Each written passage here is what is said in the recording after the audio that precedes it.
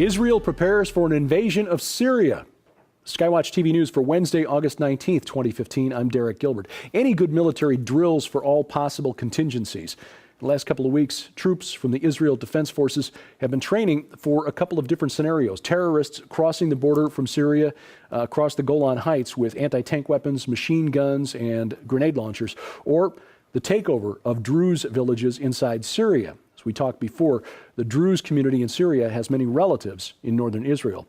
Military planners in Israel are concerned that a rebel group in Syria, backed into a corner by government troops or by other unfriendly rebel forces, might try to draw Israel into the ongoing civil war.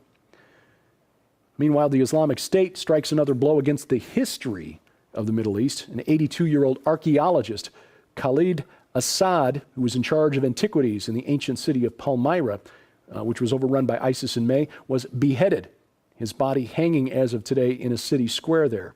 The Syrian government had moved hundreds of statues dating back to the Roman and Greek periods to protect them from the Islamic State before they invaded. The government in Libya, such as it is calling for help to fight off the Islamic State. The recognized government in Tripoli has its hands full with an IS invasion in the seaside town of Sirte. The Libyan government has asked the United Nations and the Arab League to intervene. A group of Yazidi women in Iraq have decided to take on the Islamic State themselves.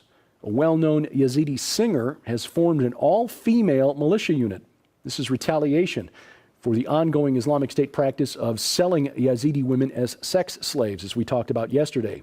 The so-called Sun Brigade is made up of about 120 women aged 17 to 30. And with all due respect, and while I can certainly understand their motivation, I don't see this ending well. Here in the U.S., a young couple from Mississippi State University are in custody, charged with planning to travel to Syria to join the Islamic State. What's really disturbing about this story is that the couple are not the types of people we would expect to see in this situation. 19-year-old Jaylin Young was a cheerleader, an honor student, studying to become a doctor. Her boyfriend, 22-year-old Mohammed Daklala, was a psychology student at MSU, son of a popular Muslim figure in Starkville, Mississippi, where they lived. He was a mathematics tutor for students at Mississippi State. His wife made hummus, which she sold in a local farmer's market.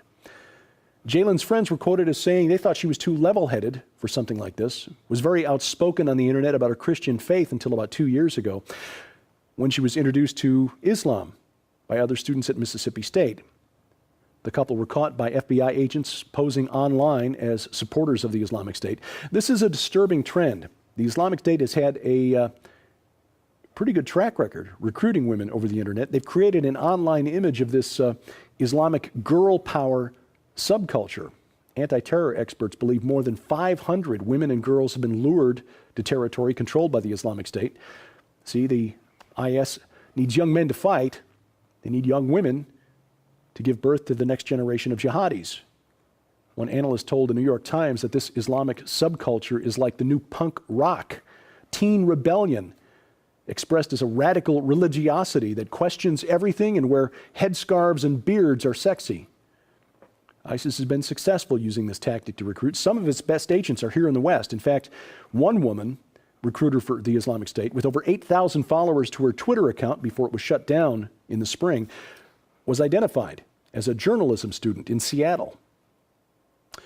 Why this success? Well, the fact is, works-based religion is appealing to us. It appeals to something inside us. And we see it in Christianity, too. I mean, we keep diluting the gospel and the message of grace by adding rules to the salvation offered by Jesus Christ. Don't worship on this day, worship on that day. Don't dance, don't drink. Celebrate feasts on these days. Don't eat meat on those days. Women wear these clothes, men wear those clothes. Cut your hair short, leave your hair long. It's grace plus, Christ plus. None of that stuff gets us into heaven. It just makes us feel good. Feel as though we're either earning Christ's forgiveness or somehow demonstrating our love for Him through following these self-imposed rules. But at worst, it can puff up our pride. Paul wrote to the church at Ephesus and warned against this. He said specifically, "For by grace you've been saved through faith, And this is not your own doing, it is of God, not a result of works, so that no one may boast. Our salvation is by faith alone, grace alone, through faith alone, in Jesus Christ alone. I was reminded of this as I watched this video clip, which has nothing to do with religion. It just illustrates a mindset, a worldview. This was taken at a closed-door meeting between Hillary Clinton and organizers of the Black Lives Matter movement in Boston. Watch this. This is and has always been a wet problem of violence. It's not, there's not much that we can do to stop the violence against us. Well, if that is a conversation that I push back. Okay, I understand what you're saying. Also respectfully. Yeah. Well, respectfully, if that is your position, then I will talk only to white people about how we are going to deal with the very real problems. That's not what I mean. That's not what I mean. No. But like what I'm saying is, what you just said was a form of victim blaming, right? You were saying that what the Black Lives Matter movement needs to do to change white hearts is no, I'm not talking about. Policy look, I don't believe you change hearts. I believe you change laws, you change allocation of resources, you change the way systems operate. You're not going to change every heart. You're not. Now, I have to admit, confess, it is somewhat amusing to see progressives turning on one another this way. But putting that aside, did you notice how Hillary revealed her mindset, her worldview about how we should interact with our fellow man, her basic philosophy of social change? You can't change hearts, so you have to change laws and change social structures, systems. That's exactly the opposite of what we Christians are called to do in the Great Commission. When Jesus sent the disciples into the world, he told them, all authority in heaven and on earth has been given to me. Go therefore and make disciples of all nations, baptizing them in the name of the Father and of the Son and the Holy Spirit, teaching them to observe all that I commanded, and behold, I am with you always to the end of the age. Nothing in there about making sure we have at least 5 conservative judges on the Supreme Court, forming political action committees. Now, having said that, I'm not suggesting that we should withdraw from political action. I'm just saying that if we change enough hearts, we don't necessarily need to stack the Supreme Court in order to change, say, the legalized practice of abortion. If enough people believe it's wrong because of their fundamental worldview, we won't need to legislate against it. Now, I realize we live in a real world where people are fallen, and we do need laws in order to preserve order, to discourage or punish certain behaviors. We can change laws to force people to behave in a certain way, but if their hearts are not changed, how does this please God in any way? In other words, are we really interested in sharing the good news of salvation, being rescued from the wages of sin, which is death? Or are we just satisfied to impose an outward form of righteousness with unregenerate hearts inside? The Pharisees in Jesus' day were really good at that. Outwardly righteous, inwardly corrupt, full of lust and jealousy and hatred. Jesus called them whitewashed tombs. Now again, I realize in the real world, the fallen world in which we live, there are some people who will only behave righteously as a result of a cost-benefit analysis. In other words, their good works, their righteous behavior, lawful behavior, will only result because they've figured out that the risk of being caught and punished is too high to do what they want to do. But if we substitute just imposing morality on unbelievers without changing their hearts, by sharing the good news and making disciples of all nations, how are we different from the Pharisees? Or for that matter, Hillary Clinton?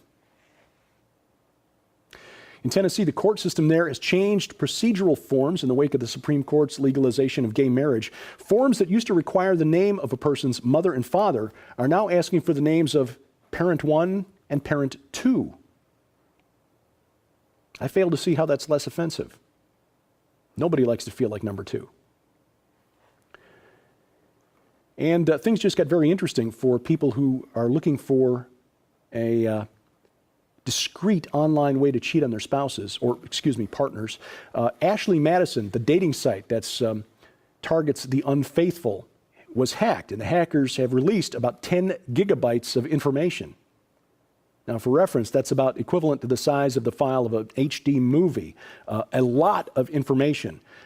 Login details and account information for 32 million users going back to 2007, including names, email addresses, and telephone numbers.